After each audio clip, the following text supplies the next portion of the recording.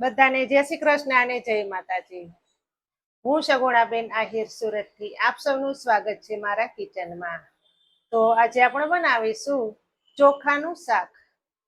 તમે કહેતા હશો કે ચોખાનું શાક કેવું હશે, પણ ખરેખર આ રેસીપી ખૂબ જ સારી બનવાની છે.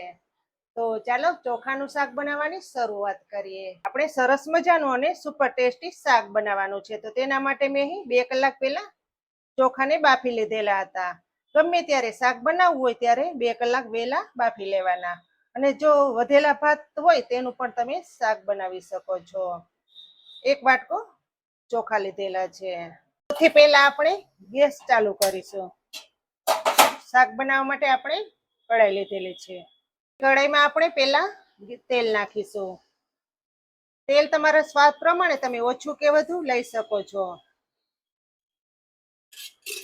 આ શાકમાં તેલનું પ્રમાણ થોડુંક ઓછું રાખવાનું.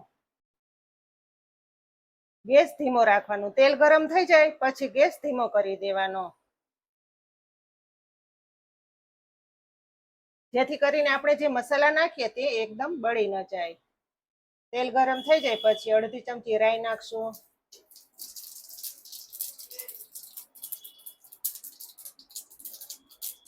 રાઈ સરસ ફૂટી જાય પછી તેમાં 1 ચમચી આખું જીરું નાખશું.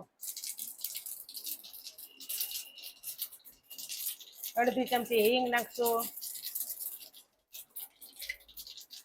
ત્યાર પછી આપણે કટ કરેલું સૂકું લસણ નાખી દેશું.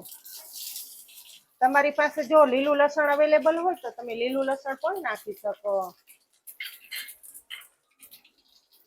ત્યાર પછી લીલા લીમડાના પાન નાખી દેશું. હવે પછી તીખા મરચા કટ કરીને રાખેલા છે તે નાખશું.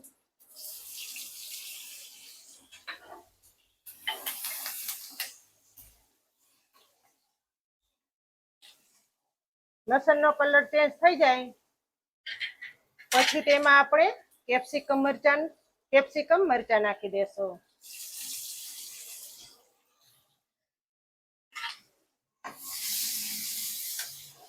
તેને પણ સરસ એવા પાકવા દેશું.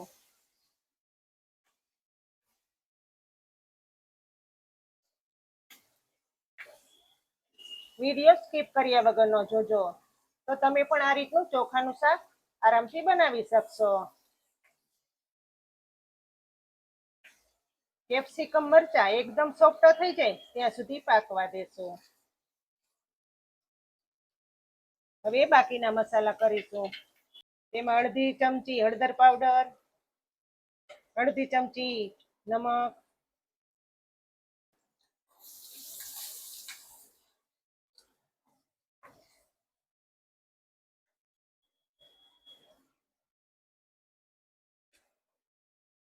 આ શાક તમે મહેમાનને બનાવીને આપો તો મહેમાનને ખબર પણ નહીં પડે કે આ ચોખામાંથી શાક તૈયાર થયું છે.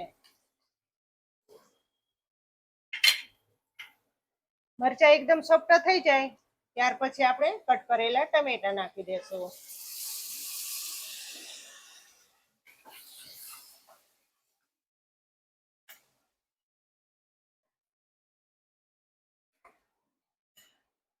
તેને પણ ધીમા ગેસ ઉપર પાકવા દેશું.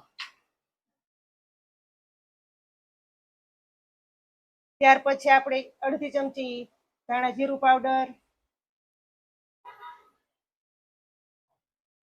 અડધી ચમચી તીખું લાલ મરચું,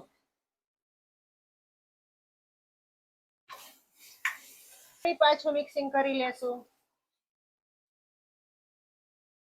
ટમેટાને સોફ્ટ થવા દેશું.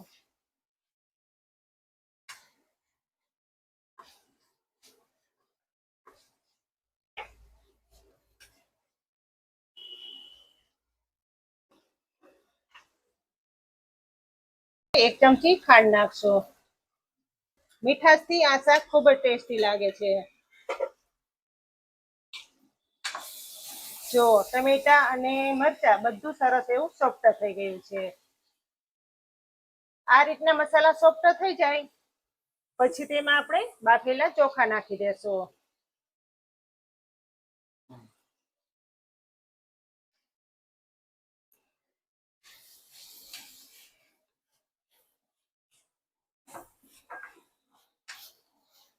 તમારે જેટલા માણસનું શાક બનાવવું હોય તેટલા તમારે ચોખા નાખવાના.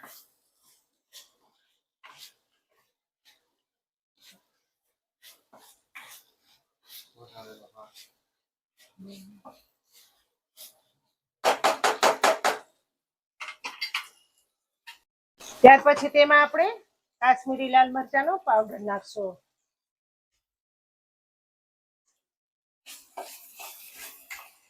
જેથી કરીને શાકમાં કલર સારો આવે.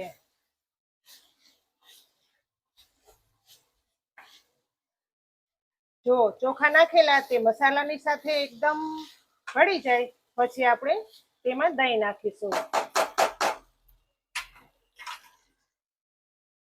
આ શાકમાં દહીંનો ઉપયોગ કરવાનો. દહીંથી આ શાક ખૂબ જ ટેસ્ટી બને છે.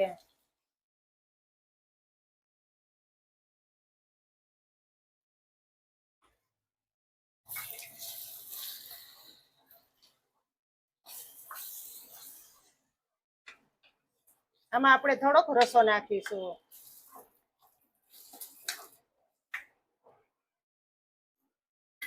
ધીમા ગેસ ઉપર પાકવા દેશું. અડધી ચમચી ગરમ મસાલો નાખી દેશું. જે કિચન કિંગ મસાલો આવે તે નાખવાનો.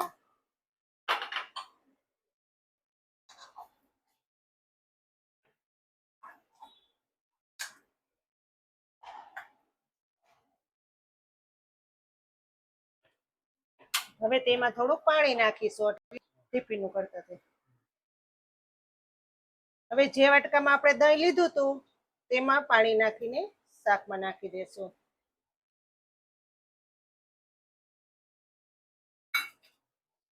જુઓ, જોતા જ ખાવાનું મન થાય તેવું શાક તૈયાર થવાનું છે.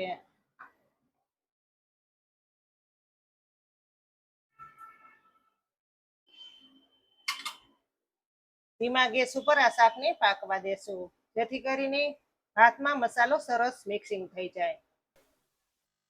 જો હવે શાકને જોઈ લેશો. તેલ બધું છૂટું પડી ગયું છે. હવે લીલા ધાણા નાખી દેશું.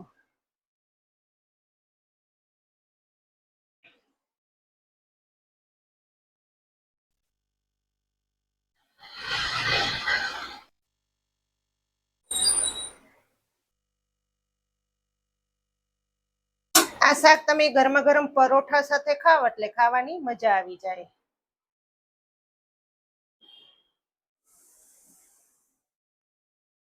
તો તૈયાર થઈ ગયું છે મિત્રો આપણું ચોખાનું સુપર ટેસ્ટી શાક. તો તમને કેવી લાગી આ ચોખાના શાકની રેસીપી તે મને કમેન્ટ કરીને ચોક્કસથી જણાવજો. અને તમે પણ આ વધેલા ભાતમાંથી અથવા તો ગરમ ગરમ ભાત બનાવીને પણ આ શાક આરામથી બનાવી શકશો. તો મિત્રો આવી જ નવી નવી રેસીપી તમારી સામે શેર કરતા રહેશો. તમારો સાથ સહકાર અને સપોર્ટ બસ આપવાનો છે. તો બધાને જય શ્રી કૃષ્ણ અને જય માતાજી.